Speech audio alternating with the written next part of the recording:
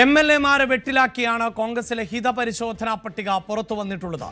മുകുൾ വാസനിക്കിന്റെ കൈവശമുണ്ടായിരുന്ന പട്ടികയാണ് ചോർന്നത്. സണ്ണി ജോസഫ് ഉൾപ്പെടെ KC വേണുഗോപാലിനെയാണ് പിന്തുണയ്ക്കുന്നത് എന്നതാണ് ഈ പട്ടികയിൽ നിന്നും മനസ്സിലാക്കാൻ സാധിക്കുന്നത്. ഇപ്പോൾ ഡാൻ കുര്യനാണ് ഈ വാർത്തയുടെ വിശദാംശങ്ങളുമായി ചേരുന്നത്. ഡാൻ, മുകുൾ വാസനിക്കിന്റെ പക്കലുണ്ടായിരുന്ന ലിസ്റ്റ്, ആ ലിസ്റ്റിന്റെ ചിത്രം അതാണ് ഇപ്പോൾ പുറത്തു വന്നിട്ടുള്ളത്. ആ ചിത്രത്തിൽ നമുക്ക് കാണാൻ സാധിക്കുന്നത് MLA-മാരുടെ പേരുകൾ, ഫോൺ നമ്പറുകൾ, അതോടൊപ്പം MLA നൽകുന്ന പ്രിഫറൻസ്, ആ നിലയിൽ ഉള്ള കോളങ്ങൾ ആണ് നമുക്ക് കാണാൻ സാധിക്കുന്നത്. അതിലാണ് വളരെ പ്രധാനപ്പെട്ട, അതായത് KPCC അധ്യക്ഷൻ അടക്കം KC വേണുഗോപാലിൻ്റെ പേര് മുഖ്യമന്ത്രി സ്ഥാനത്തേക്ക് പരിഗണിക്കുന്നു, നിർദ്ദേശിക്കുന്നു എന്ന നിർണായകമായ വിവരം നമുക്ക് പങ്കുവെക്കാൻ സാധിക്കുന്നത്. ഡാൻ,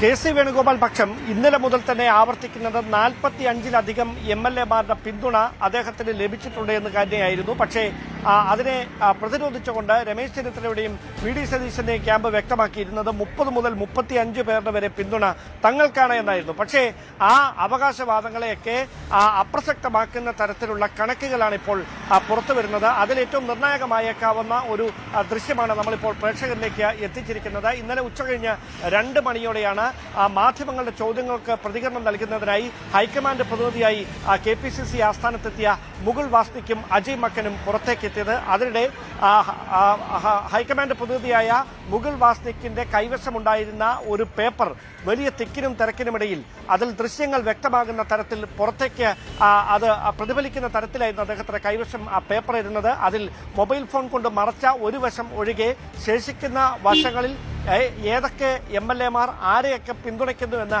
വ്യക്തമാക്കുന്ന കൃത്യമായ പേന കൊണ്ട് അടയാളപ്പെടുത്തിയ ഭാഗമാണ് ഇപ്പോൾ പുറത്തായിരിക്കുന്നത്. അവിടെയാണ് KPCC അധ്യക്ഷൻ സണ്ണി ജോസഫ് തന്നെ KC വേണുഗോപാലിന്റെ പേര് പറഞ്ഞിരിക്കുന്നു, MP-ആയ KC വേണുഗോപാലിന്റെ പേര് പറഞ്ഞിരിക്കുന്നു എന്നത് ഈ രാഷ്ട്രീയ നാടകത്തിന്റെ സസ്പെൻസ് വർദ്ധിപ്പിക്കുന്നത്. അതോടൊപ്പം TO മോഹനും KC വേണുഗോപാലിന്റെ വിശ്വസ്തനായ സജീവ് ജോസഫ്, അതായത് KC വേണുഗോപാൽ കേരളത്തിലേക്ക് മത്സരിക്കാനെത്തിയാൽ മാറിക്കൊടുക്കുന്നത് അല്ലെങ്കിൽ നിയമസഭയിലേക്ക് ഉപതെരഞ്ഞെടുപ്പിൽ മത്സരിക്കുന്നത് പേരാവൂരിൽ നിന്നായിരിക്കും അല്ലെങ്കിൽ ഇരിക്കൂറിൽ നിന്നായിരിക്കും എന്ന വിവരങ്ങൾ നേരത്തെ മുതൽ അഭ്യൂഹങ്ങൾ KC ക്യാമ്പിലുണ്ട്.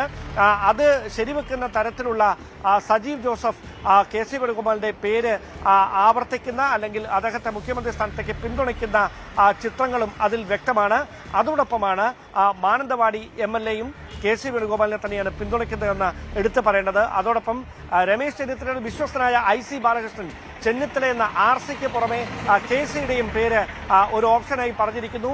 അങ്ങനെ 2 പേരുകൾ IC ബാലകൃഷ്ണൻ പറഞ്ഞിട്ടുണ്ട്. സമാനമായ തരത്തിൽ ഇതേ നിലപാടെടുത്ത മറ്റ് ചില MLA-മാർ കൂടി ഉണ്ട് എന്നാണ് നമുക്ക് ലഭിക്കുന്ന സൂചനകൾ. അതുകൊണ്ട് തന്നെയാണ് ഈ ചിത്രം ഒരുപാട് അർത്ഥതലങ്ങൾ നൽകുന്ന തരത്തിലേക്ക് ചർച്ചകൾക്ക് വഴിവെക്കുന്ന ഒരു സാഹചര്യം ഉണ്ടാക്കിയിരിക്കുന്നതും. KPCC അധ്യക്ഷൻ സണ്ണി ജോസഫ് 11 മണിക്ക് KPCC ആസ്ഥാനത്ത് മാധ്യമങ്ങളെ കാണുമെന്ന് ആദ്യം ഇന്ദിരാഭവനിൽ നിന്ന് വാർത്താക്കുറിപ്പിലൂടെ അറിയിച്ചിരുന്നെങ്കിലും പിന്നീട് ആ വാർത്താ സമ്മേളനം തന്നെ റദ്ദാക്കിയിരിക്കുകയാണ്. ഒരുപക്ഷെ അദ്ദേഹം വിമാനത്താവളത്തിലേക്ക് 11:30 പോകും. ഡൽഹിയിലേക്ക് ഇന്ന് തന്നെ പുറപ്പെടുകയാണ് സണ്ണി ജോസഫ്. അതിനു മുമ്പ് ഒരുപക്ഷെ നമ്മളോട് പ്രതികരിക്കാൻ സാധ്യതയുണ്ട്. അദ്ദേഹത്തിന്റെ പ്രതികരണം തേടി MLA ഹോസ്റ്റലിന് മുമ്പിൽ നമ്മളും കാത്തിരിക്കുകയാണ്. എന്തായാലും കോൺഗ്രസ് ക്യാമ്പിൽ നിർണായകമായ രാഷ്ട്രീയ നീക്കങ്ങൾ, ചരടുവലികൾ നടക്കുന്നു. ഈ ഘടകകക്ഷികളുടെ സമ്മർദ്ദങ്ങൾ ഒരു വശത്ത് നിൽക്കുന്നു. തെരുവിൽ തങ്ങൾ അനുകൂലിക്കുന്ന നേതാക്കൾക്ക് വേണ്ടി പ്രവർത്തകരും രണ്ടാം നിരയിലുള്ള നേതാക്കളും പരസ്പരം അവകാശവാദങ്ങളുമായി ഫ്ലെക്സ് ബോർഡിലേക്ക് കടന്നിരിക്കുന്ന ഒരു സാഹചര്യം തിരുവനന്തപുരം മുതൽ കാസർഗോഡ് വരെ പ്രകടമാകുന്ന പശ്ചാത്തലം. അതിനിടയിലാണ് ഇപ്പോൾ ഈ ദൃശ്യങ്ങൾ കൂടി പുറത്തു വരുന്നത്. അങ്ങനെയെങ്കിൽ അത്യന്തം നാടകീയമായ നീക്കങ്ങൾ മുഖ്യമന്ത്രിയെ തെരഞ്ഞെടുക്കുന്നതുമായി ബന്ധപ്പെട്ട് കോൺഗ്രസ് ക്യാമ്പിൽ ഉണ്ടാകുന്നുവെന്ന് വേണം പറയാൻ. ഡൽഹിയിലേക്കാണ് ഇനി എല്ലാ കണ്ണുകളും.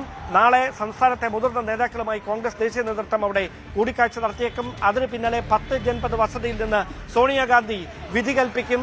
ആ വിധി കൽപ്പനയിൽ ആരുടെ മുഖം വാടും, ആരുടെ മുഖത്ത് പുഞ്ചിരി വിടരും എന്നതിൽ മാത്രമാണ് ഇനി ഒരു വ്യക്തത വരാനുള്ളത്. യെസ്, തീർച്ചയായും.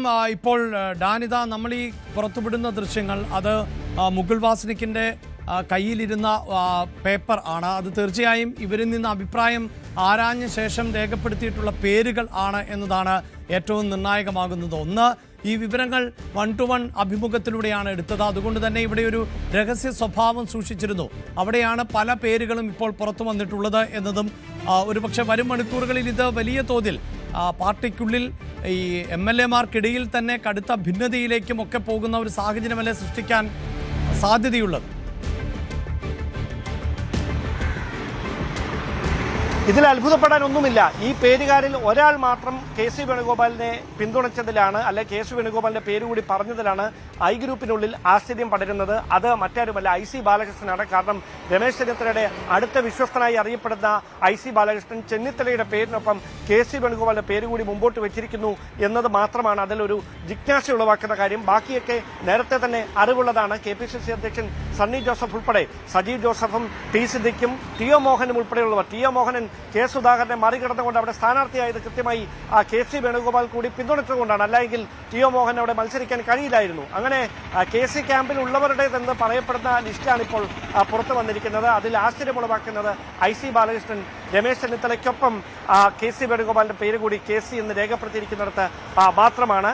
ബാക്കിയൊക്കെ നേരത്തെ തന്നെ അറിവുള്ള കാര്യങ്ങളാണ്. അതിനപ്പുറത്തേക്ക് ഇനി എന്തൊക്കെ നാടകങ്ങൾ ഇതുമായി ബന്ധപ്പെട്ട് നടക്കാനിരിക്കുന്നു എന്നതിലാണ് വ്യക്തത വരാനുള്ളത്. എന്തായാലും വലിയ അവകാശവാദങ്ങൾ ഉന്നയിച്ചിരുന്നു രമേശ് ചെന്നിത്തല വിഭാഗവും VD സതീശൻ പക്ഷവും MLA-മാരുടെ പിന്തുണയുമായി ബന്ധപ്പെട്ട്. പക്ഷേ ആ കണക്കുകളെയൊക്കെ മാറ്റി നിർത്തുന്ന തരത്തിലേക്കാണ് ഇപ്പോൾ KC പക്ഷത്തെ പിന്തുണച്ചുകൊണ്ട് രംഗത്തെത്തിയിരിക്കുന്ന MLA-മാരുടേതെന്ന വ്യക്തമാക്കുന്ന ഈ ചിത്രം അത് കൃത്യമായി വെളിവാക്കപ്പെടുന്നത്.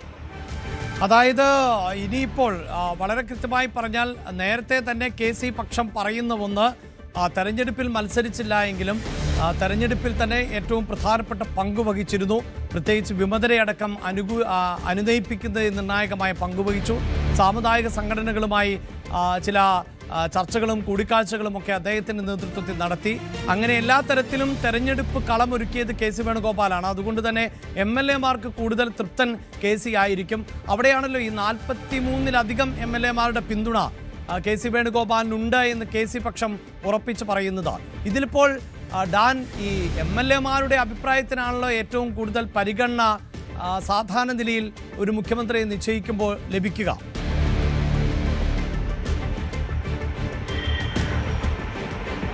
അവിടെ ഇനി നിർണായകമാകാൻ പോകുന്നത് KC വേണുഗോപാലിനാണ് MLA-മാരിൽ ഭൂരിഭാഗത്തിന്റെയും പിന്തുണ ലഭിച്ചിരിക്കുന്നത് എന്ന കാര്യം വ്യക്തമായി കഴിഞ്ഞു.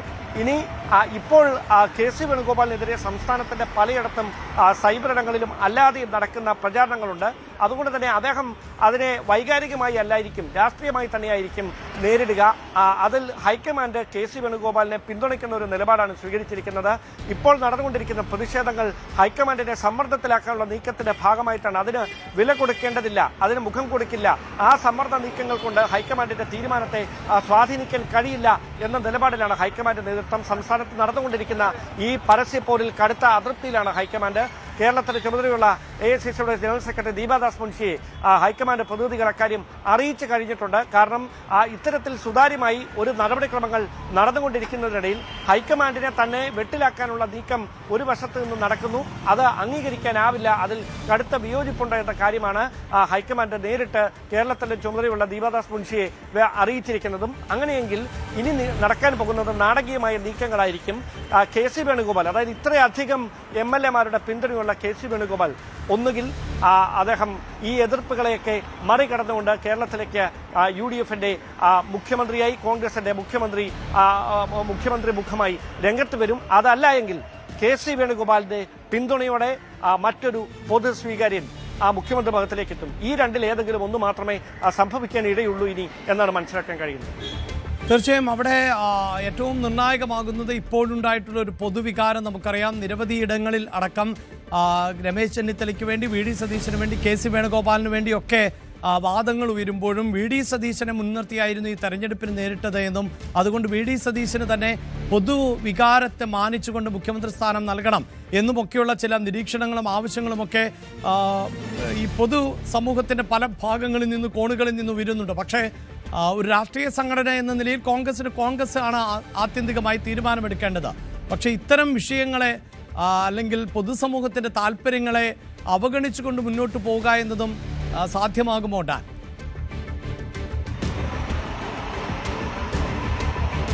അവിടെയാണ് കേരള കോൺഗ്രസ് ജോസഫ് വിഭാഗം ഹൈക്കമാൻഡിനെ ഇന്നലെ അറിയിച്ചിരിക്കുന്ന ഒരു നിലപാട് നിർണായകമായി മാറാൻ പോകുന്നത്. ലീഗിന്റെ താല്പര്യമൊക്കെ നേരത്തെ അവർ പറഞ്ഞിരുന്നതാണ്. പക്ഷേ വളരെ ബുദ്ധിപൂർവമായ ഒരു നിലപാട് PJ ജോസഫ് ഇന്നലെ ഹൈക്കമാൻഡ് പ്രതിനിധികളെ നേരിൽ കാണുമ്പോൾ എടുത്തു. അദ്ദേഹം പറഞ്ഞിരിക്കുന്നത് പൊതുവികാരം കണക്കിലെടുക്കണം, അതോടൊപ്പം സംസ്ഥാനത്ത് നിന്ന് തന്നെ നിയമസഭാ തെരഞ്ഞെടുപ്പിൽ മത്സരിച്ച് ജയിച്ച ഒരാൾ മുഖ്യമന്ത്രിയാകണമെന്നാണ് തങ്ങളുടെ താല്പര്യം. ഇത് ജോസഫ് ഗ്രൂപ്പിന്റെ മാത്രം ഒരു അഭിപ്രായമായി നിലവിൽ വ്യാഖ്യാനിക്കാൻ കഴിയില്ല. അതിനപ്പുറത്തേക്ക് UDF-നെ ഇത്തവണ വലിയ തരത്തിൽ സഹായിച്ചവരിൽ ക്രൈസ്തവ സഭയുണ്ട്, പ്രത്യേകിച്ച് സിറോ മലബാർ സഭാ വിഭാഗങ്ങളുണ്ട്.